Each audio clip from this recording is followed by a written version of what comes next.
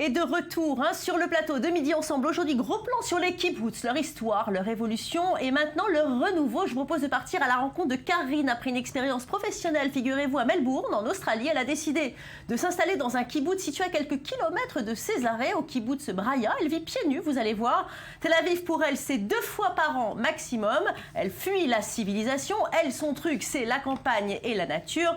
Vous allez voir, c'est une fleur parmi les fleurs. Alors, on va la rencontrer tout de suite, Karine. Mais tout de suite, Uri, pour intégrer certains kibboutz, les candidats doivent réussir un examen de passage pour confirmer leur compatibilité idéologique. Parfois, cela va même très loin, comme par exemple des examens médicaux, graphologiques, psychologiques, absence obligatoire de dette et de casier judiciaire. Dites-moi, ça va pas un peu trop loin ? Il y a 2 genres de kibbutzim. Il y a les kibbutzim qui sont restés très communautaires. Et alors là, quand quelqu'un s'ajoute à la communauté, en fin de compte, il reçoit tous les biens que les autres ont amoncelés pendant des années et des années. Alors ça, c'est une catégorie. L'autre catégorie, ce sont les nouveaux kibboutz, qui sont moins communautaires, où chacun a sa propriété. Et alors là, cet examen d'entrée, ce que vous dites, il est beaucoup plus modéré. Et le seul critère qui est invoqué, c'est l'adaptation à la vie associative, à la vie en communauté. Alors justement, on va rencontrer tout de suite Karine. Vous allez voir, elle est très heureuse dans ce kibboutz. Elle est juste incroyable. Elle devait habiter à Melbourne. Eh bien non, elle a choisi d'habiter à côté de Césarée. Regardez, elle est pieds nus.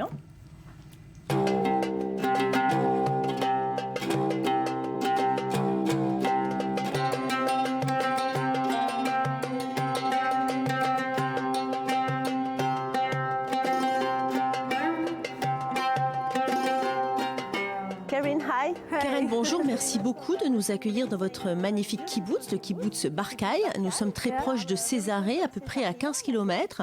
Pouvez-vous nous expliquer pourquoi une jeune femme comme vous, mère de 2 enfants et actuellement enceinte, avait décidé de vous installer dans un kibboutz ? Eh bien, en fait, il y a tellement de raisons. J'ai vécu 4 ans à Melbourne et j'ai vu tous mes voisins construire des barrières de plus en plus hautes pour se sentir en sécurité.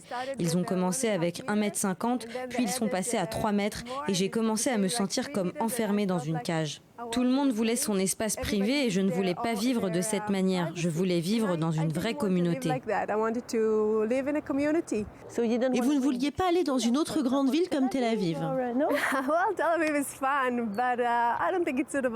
Tel Aviv, c'est très sympa, mais je ne pense pas que cela convienne à une vie de famille. Quand je suis venue visiter ici et que j'ai vu dès l'entrée le somptueux jardin, je me suis dit que c'est un paradis pour les enfants. Je me sens en sécurité, je peux laisser mes enfants se balader librement sans me faire de soucis. Tout le monde est souriant, tout le monde se connaît et il y a un vrai esprit d'entraide et de partage.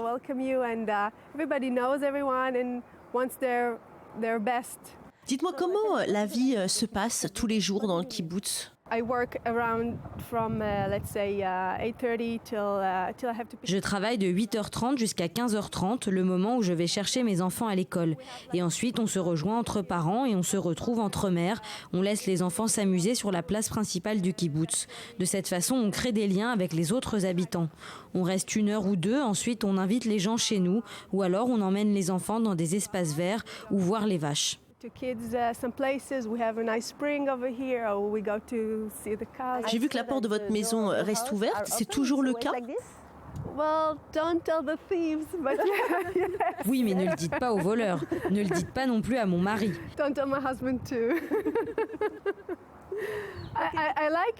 J'aime ça, c'est tout le sens de la vie en communauté. C'est ce dont je voulais parler justement, la vie en communauté. Est-ce que c'est vraiment ce qu'on s'imagine ? Est-ce que c'est encore comme ça, comme c'était au début ? Le salaire que vous gagnez, vous le mettez dans un pot commun et ensuite il est réparti équitablement dans la communauté. C'est toujours comme ça ?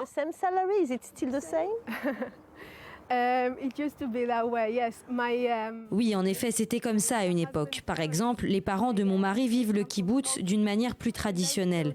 Leur salaire est réparti dans la communauté. L'argent qu'ils perçoivent de la ferme est récupéré par le kibboutz et il est divisé. Pour moi et d'autres familles qui sont arrivées ici il y a 3 ou 4 ans, nous faisons partie du kibboutz, mais nous avons une indépendance financière. Nous devons donner tous les mois une somme d'argent qui sert à la communauté.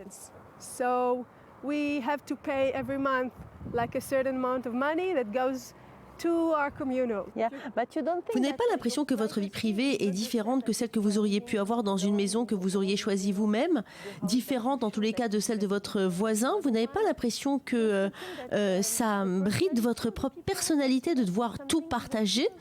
Mais c'est peut-être mieux comme ça. Vous pouvez voir que mes fenêtres n'ont pas de volets. Ce n'est pas vraiment un problème pour moi de ne pas avoir de vie privée. Mais si j'ai besoin de me retrouver dans mon espace, je ferme ma porte, je sors moins. J'ai des moyens d'avoir une vie privée quand je le souhaite, mais ça n'est pas un problème car je sens que les gens qui m'entourent respectent mon intimité. Vous remarquerez que certaines personnes ne sortent pas beaucoup. Dans tous les cas, si vous vivez dans une communauté respectueuse, il n'y a pas de souci à se faire pour son intimité. Donc les parents de votre mari vivent ici et votre mère vit ici également car il y a des aides pour les gens qui en ont besoin. Quel est votre désir? Que vos enfants construisent leur foyer dans ce kibbutz également pour vivre tous ensemble? Je pense que vous pouvez voir une certaine récurrence dans ce kibbutz. Les enfants jusqu'à l'âge de 18 ans restent vivre ici, ensuite ils vont à l'armée et quand ils reviennent, ils s'ennuient ici. Alors ils vont vivre dans des grandes villes comme Binyamina ou Tel Aviv ou d'autres encore. Mais quand arrive le moment de fonder une famille, ils reviennent. Ils reviennent. Je pense qu'on voit une grande majorité de personnes qui reviennent. En fait, c'est difficile de trouver un logement ici. La liste d'attente est longue.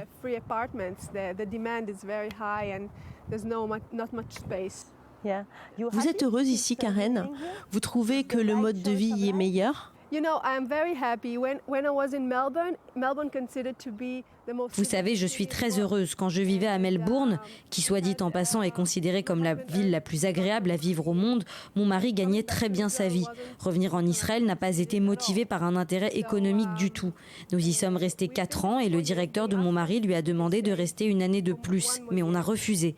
On voulait revenir en Israël. Je peux vous dire que vous voyez quelque chose de particulier dans le regard des Israéliens que vous ne trouvez nulle part ailleurs dans le monde. Quelle est cette chose particulière?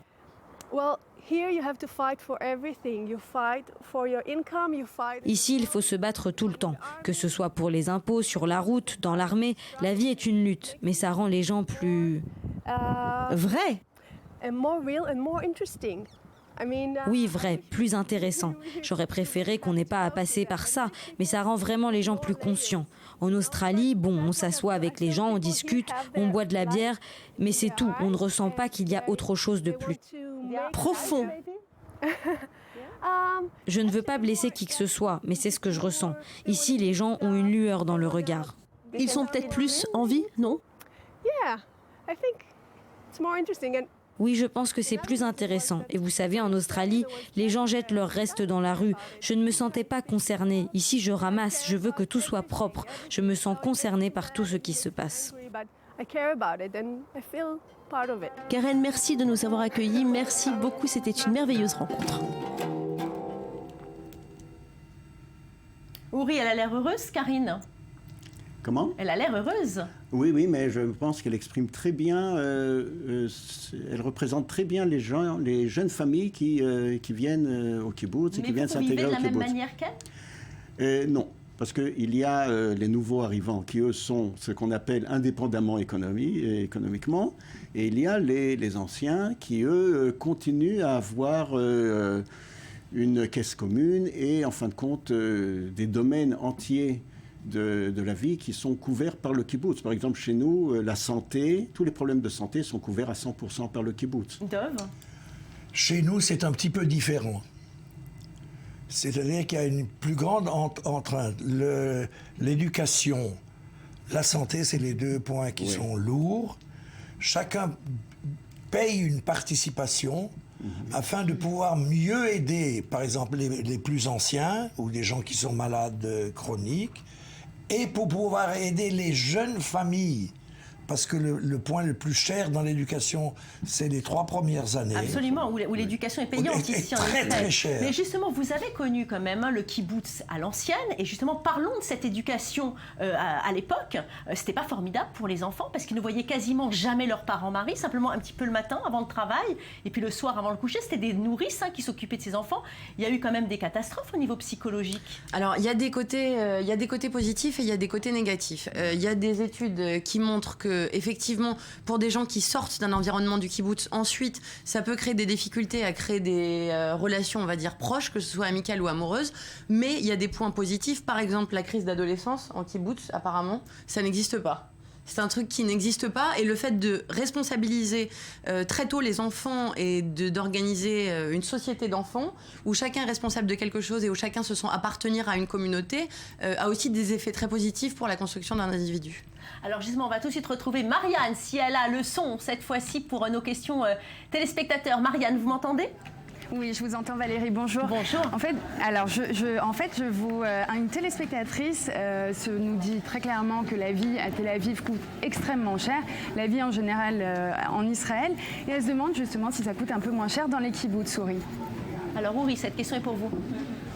Elle se dit que la vie en fait à Tel Aviv est très chère, et est-ce que le fait d'habiter dans un kibbutz, finalement, ça revient moins cher ? C'est pas évident. C'est pas évident, mais malgré tout, il y a beaucoup de services en commun. Et il y a beaucoup moins de tentations. Et c'est ça, là-dessus, qu'on y gagne. On est beaucoup moins tenté par tout la vie de consommation qui se trouve aux alentours en ville. Ce qu'on a besoin, on achète. C'est pas moins cher. Mais on n'a pas cette tentation à longueur de journée de dépenser de l'argent à droite et à gauche. Alors justement, Marianne, peut-être une autre intervention ? Oui, alors un autre commentaire d'un téléspectateur qui estime que les gens sont devenus de plus en plus individualistes. Il se demande donc si les kibbutz ne sont pas en voie de disparition. Alors Dov, les gens deviennent de plus en plus individualistes. Est-ce que finalement les kibbutz ne sont pas en voie de disparition ? Absolument pas. Absolument pas. C'est le phénomène contraire. On ne nous laisse pas construire, pardon. On laisse conduire, mais il y a déjà trop de voitures. Pas du tout. Les gens veulent le kibbutz, il changera encore. Et je reviens sur ce point qui est fondamental. Chacun doit se débrouiller pour gagner sa vie, honnêtement, combien on veut, et la solidarité. C'est ça le mot, quand on entend ce qui se passe en Israël ou n'importe où dans le monde. Le jour où on aura compris et institutionnalisé cette idée de solidarité, peut-être un petit peu mieux. En tous les cas, on l'a compris, les kibbutz sont donc beaucoup évolués, on vient de le voir, les kibbutz sont d'ailleurs connus. D'ailleurs, un qui est très connu en Israël, c'est Yotvata, je pense que vous le connaissez, messieurs. Au départ, seulement quelques vaches qui permettaient de s'autosuffire en lait. Mais les pionniers de Yotvata ont vite eu l'idée de développer l'agriculture, activité traditionnelle dans les kibbutz. Des décennies plus tard, ce kibbutz est florissant grâce à une usine de transformation de produits laitiers ultra moderne, on vient de le voir sur les images, tout en acier, tableau de bord et chaîne de remplissage futuriste. Et tous les jours, ce sont des milliers de bouteilles chocolatées qui sortent, vendues dans tout le pays. Est-ce qu'aujourd'hui, le choix du kibbutz, finalement, Uri, c'est se renouveler ou bien mourir ? Se renouveler constamment, comme toute société d'ailleurs. Toute société doit évoluer et doit s'adapter au moins à l'environnement, etc., et renouveler son idéologie et sa manière de vivre. Et le kibbutz continue, il a prouvé qu'il est capable de se transformer vraiment de manière fondamentale. Et le fait est qu'aujourd'hui, il est beaucoup plus adapté à la société moderne, à la société israélienne. Et la preuve, c'est qu'il attire énormément de jeunes familles. Alors justement, il y a aussi une minorité de kibbutz religieux. Alors c'est Dieu qui est honoré et non pas Karl Marx. Les habitants estiment que leur vie est plus riche qu'à l'extérieur, avec une existence sans stress du lendemain. Est-ce que vous pensez que le système de kibbutz va encourager la spiritualité car il détache les habitants qui y vivent de soucis matériels? Dov, qu'en pensez-vous? Je ne veux pas être méchant. J'espère. Ils savent faire peut-être mieux que les autres le passage à une nouvelle société. Laissons Dieu s'occuper de qui il choisit de s'occuper. Laissons les gens qui veulent choisir Dieu pour avoir une meilleure vie. Ça n'a pas grand-chose à voir. Parce qu'à l'origine, il est vrai que la source intellectuelle, spirituelle, venait de la religion. les Juifs de la fin du 19e siècle, du début du 20e siècle, ils venaient de là-bas. La même chose. Mais à la base, les kibbutzim, vous n'étiez pas trop religieux. Marie, vous aviez une question à poser peut-être? Non, exactement ça. C'est les premiers kibbutz, la laïcité était fondamentale. C'était un choix de la moitié du peuple juif à la fin du siècle. Lorsque 2 millions de Juifs sont partis en Amérique, n'oubliez pas. Mais comment c'était reçu justement ces kibbutz religieux? Écoutez, hein, Dieu a précédé Marx. On peut trouver dans la Bible tous les éléments de la vie communautaire du kibbutz.